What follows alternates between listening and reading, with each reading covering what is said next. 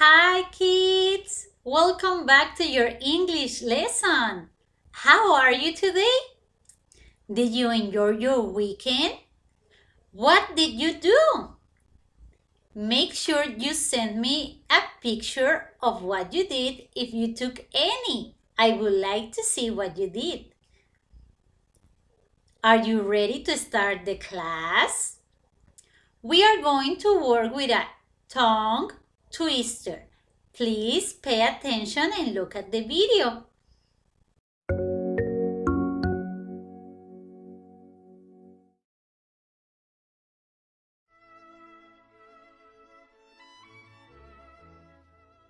Meet Lee, the sleepy bee who sleeps for 3 weeks.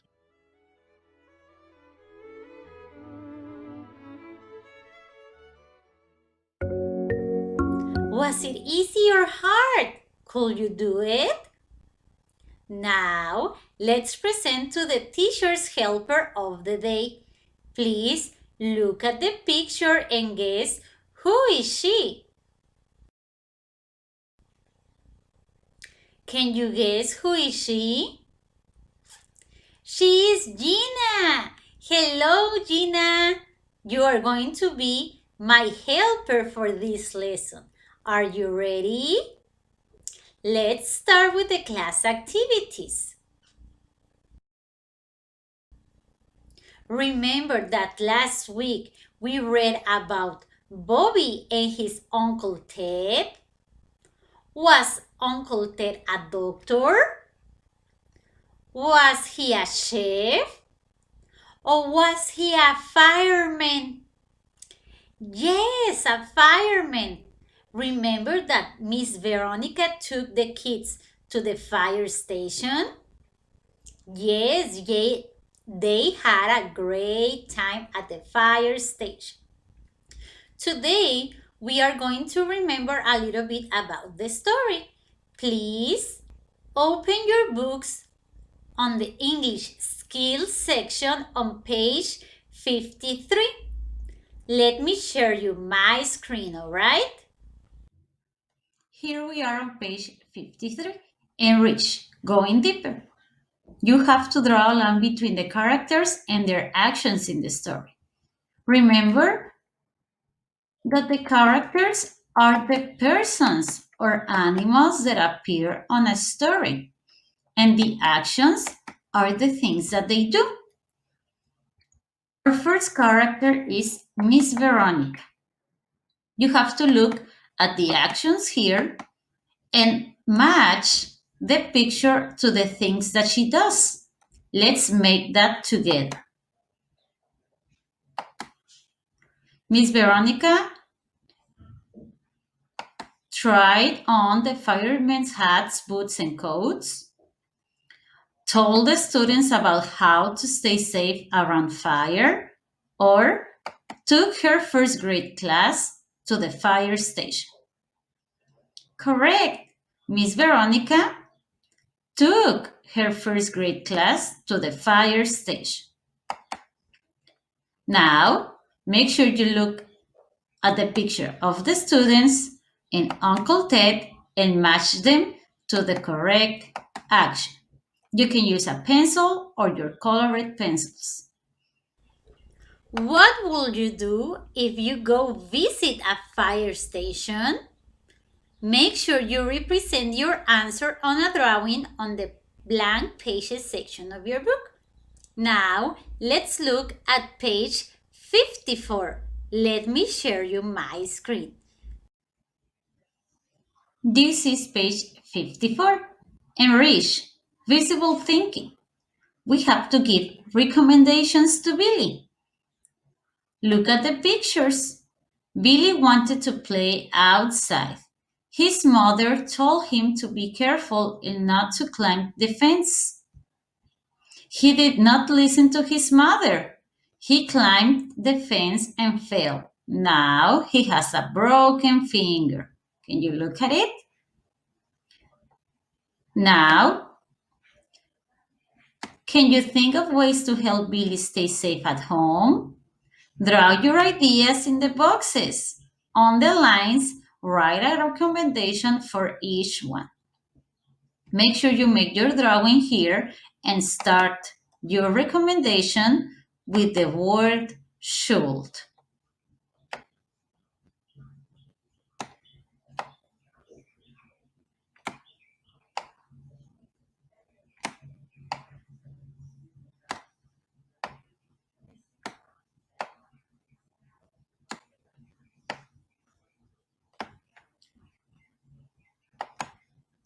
For example, Billy should play with cars. Billy should play video games instead. Or Billy should listen to her mother. Billy should listen to his mother. Okay? Make sure you make your drawings and write down your recommendation to Billy. Remember that it's very important we always remain safe, not only at home. We have to remain safe everywhere we go, in the streets, in our cars, at school. Okay? Now, pause your video here, take a break, and I will see you in a minute. Bye bye. Welcome back, kids. Now, let's go to the language section of our books. Today, we are not going to answer any activities on it, but I want you to go back to look at the topics we have been working so far. Plural nouns, adverbs of time, clothings, conjunctions, a lot of them. Okay? What are we going to do here? Look at the following picture.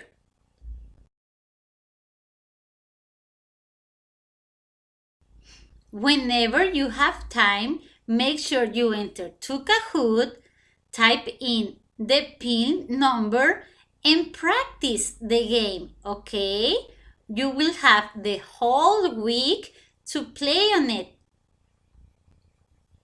Let's keep practicing, okay? Now, let's go to the Global Citizenship section of your book. To start this lesson, you are going to need your pencil and a piece of paper. Ready?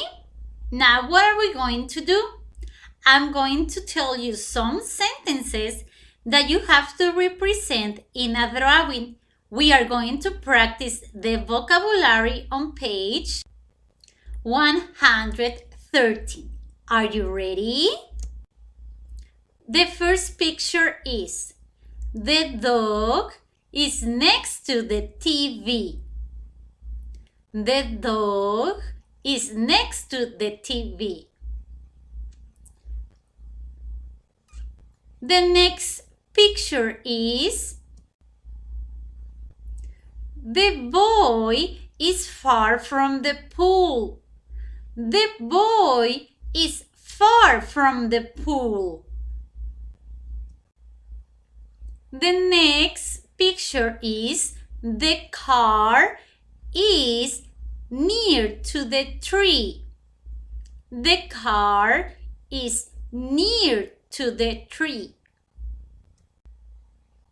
And our last picture is the bed is between the lamp and the closet. The bed is between the lamp and the closet. Remember that you can pause your video on each phrase so you have time to complete your drawings, alright? Now, let's open our books on page 114. Let me share you my screen. Where in the world? The partner work activity, we already did it at the beginning of this lesson. Now, let's look at the map, read the sentences, and complete each by circling the correct words. This is the map that you have to look. Let me help you with the first one. Antarctica is near, far from, or next to North America? This is the Antarctica.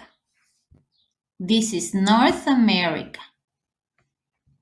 So, is it near, far from, or next to? Very good. The answer is far from. Make sure you circle it.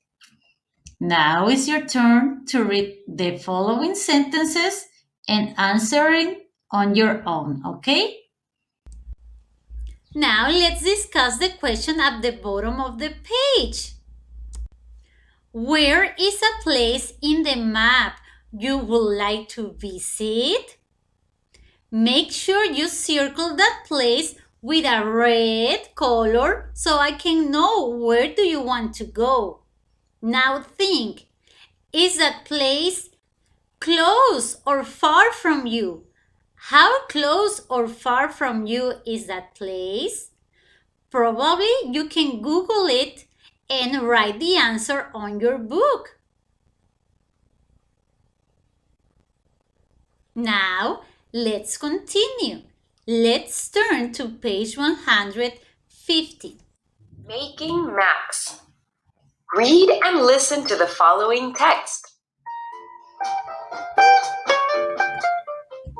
Making a map is an important job. The map you make can help people find where they are going. When you make a map, you should think about one object or place. Think about what things are around the object or place. What is near or far from it? What is next to it? Is it between two other objects? Look at the house with the star on it. What objects are around it? The basketball court is near the house. The trees are in between the house and the pool. The house is far from the road. The pool is next to the house. You could use this information to draw a map of the area. Pick map symbols to show the objects. Make a key so people know what your symbols mean.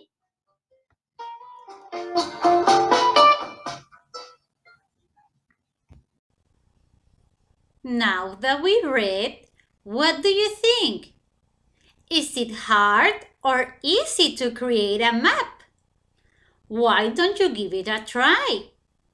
Now, let's answer the self-assessment section at the bottom of your page. It says, do you think you know how to make a map? Circle your answer. Once that you did that, make sure you pause your video here so you have more time to complete it. I will see you in a minute. Bye. Welcome back, kids. Let's continue to the class activity, okay? Now we are going to work on the think tank section. Do you remember that we have been working with the meanings of borrowing and giving? Let me read you the following question. What can I give? We already know that give is when I have my object and I share it with someone else, and that person doesn't need to give the object back. He can keep it. Now, what can I give? Let's find out a little bit more about that. Open your books on page 169 and let's look. There are so many ways to give to help others. You can give clothes, food, or money. You can also give your time. That means you spend time helping others without getting paid. You can serve food to the homeless or bath dogs at an animal shelter. Now we are going to read about Jack. Jack gives his time to help a food bank. He gives 3 hours on Monday. He gives 3 hours on Thursday. He gives 4 hours on Sunday. How many hours did he give in all? You can always draw a picture to help you solve the problem. So first you have to identify how many days does he help. Monday, Thursday, and Sunday. 3 days. Let's make a chart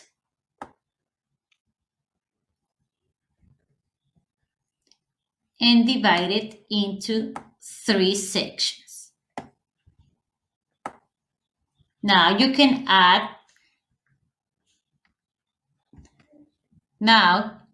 write down the hours that he worked on Monday, on Thursday, and on Sunday. And create an addition to know how many hours did he give. As you can see, there are plenty of ways in which we can help someone in need. With this activity, we end the lesson of the day. Was it easy or hard for you? I hope you had a great time. I will see you tomorrow. Bye.